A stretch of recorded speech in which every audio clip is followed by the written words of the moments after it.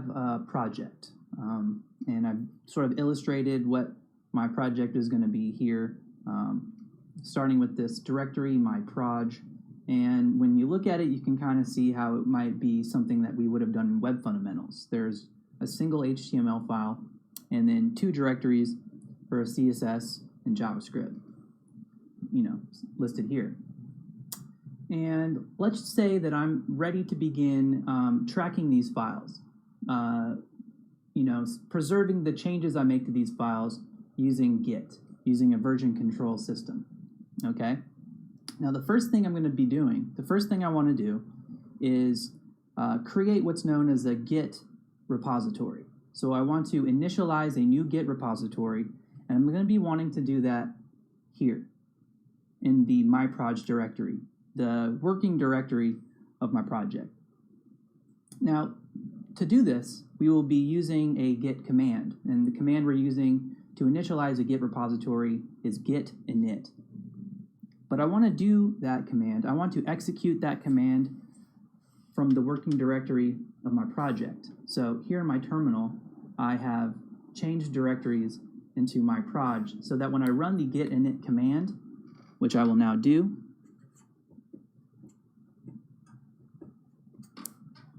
I will say that beginning with my proj, any file or directory contained in this directory here or any of its child directories will belong to this Git repository. And I'm going to sort of just draw a box around this project to show what that repository will sort of contain.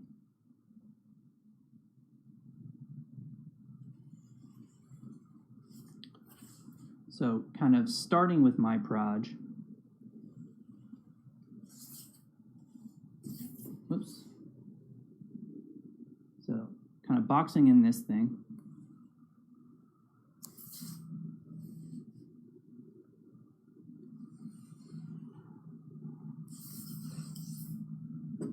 Everything contained in here is now part of this Git repository.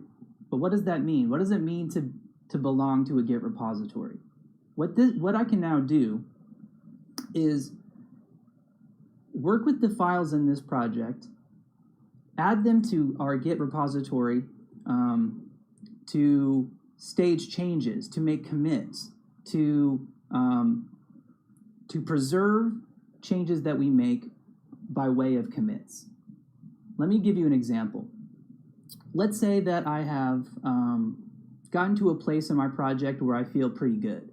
I maybe styled the nav in my site so that it's just so perfect, it's responsive, it's basically good to go. I want to say that at this point in time, I have a working nav. Okay, and maybe even some of these other files are part of that. Maybe inside of this main JavaScript file, I have some interactivity with this nav. So more than one file is responsible for this feature. I'm going to make a commit using Git to say that this state of my project will be preserved in a snapshot. If anything goes wrong with future commits, future changes to this Git repo, I still can go back to the commit where my nav was working. Okay, so that's sort of what the Git repo sort of outlines for this project. It has a structure that we can utilize within our own files that has the ability to commit, roll back, other actions responsible for tracking and preserving our files and changes. There are many more things Git will do, but the very core essence of what Git is responsible for are tracking our changes. So I have this initialized Git repo, but I still haven't set up the process here for our files to be committed. What I need to do is add any of these files or all of these files to what's called staging. So this is one of the phases of Git, is that we stage files to be committed. So the way you stage files is with the git add command. So you specify a file, or you can use a symbol to just say add all files from here. We'll get to that secondly, but firstly, you can just specify a file you want to add to staging so that it may be committed. So I said I'm working on my nav, so I want to stage this nav.css file as well as this main.js file. So I'll say git add. Now remember that I'm here, so I need to give a path, a relative path, or an absolute path, but regardless, I need to give a path to this nav CSS file. So I'll just say it's in CSS, and it's the nav.css. So I've said I'm adding this to staging. Just to note that, I'm going to give a little underline here, like a blue underline, saying that nav is now being staged. So that means if I were to make a commit, nav's changes would be committed. I may have made edits to other files here. Maybe I made an edit to style.css. Style.css would not be committed to this change. Only nav.css at this point. This is the only file I've set up to be committed here. Now, let's say I also want to add main.js. I could, but I've realized now that maybe I want to add all my files, not just nav.css, but I want to add all my files to this staging area so that I may commit them. You can do that with this symbol here, git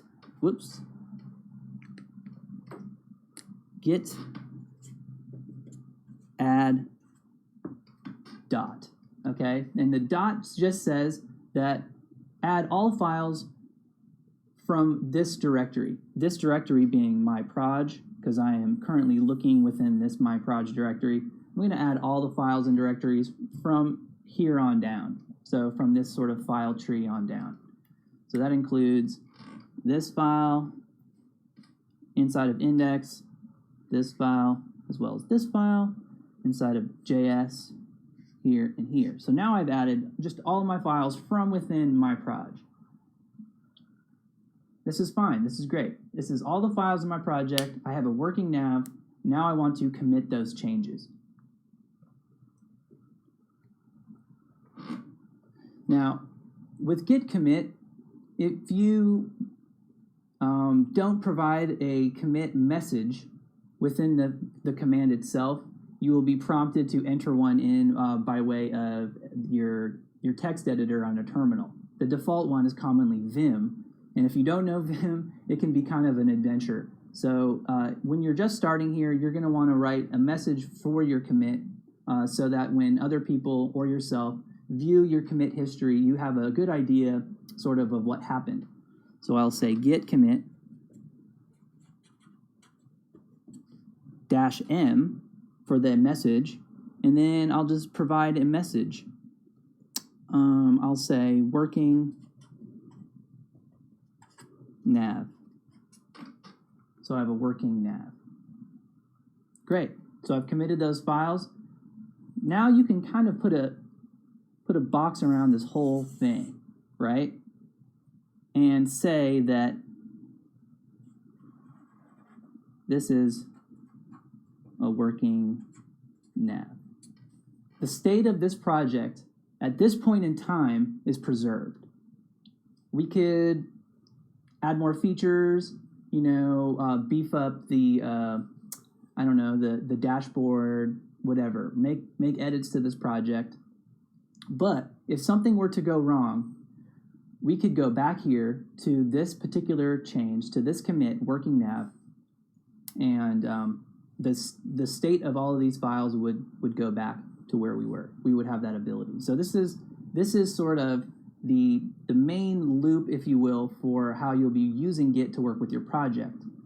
Starting with initializing the repository itself, adding files to be staged so that when you commit, they will be included in that commit. And then the commit itself, committing your project to the repo. So as you get further with Git here, as we do more and more interesting things with Git, just remember this is all where it starts.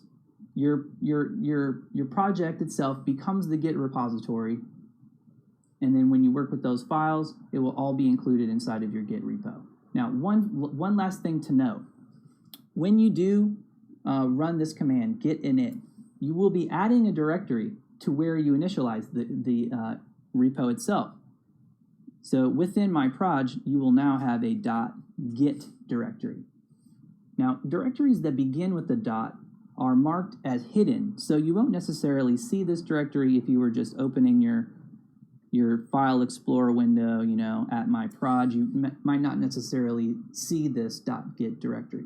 But what's contained in there are some meta files for your repo itself, some configuration files, until you are really comfortable with Git and want to make use of those configuration files itself, you really won't need to deal with this .git directory here. That being said, if you just want to wipe the repo away, so just get rid of the repo for some reason, maybe you want to do it over, you can just remove this. You can just remove this itself, remove the directory. So rm-rf .git, right? You could just wipe it out. This would totally just erase your repo completely. Then you would be able to start over. But that is sort of the brute force way to sort of just, wipe your slate clean. All right.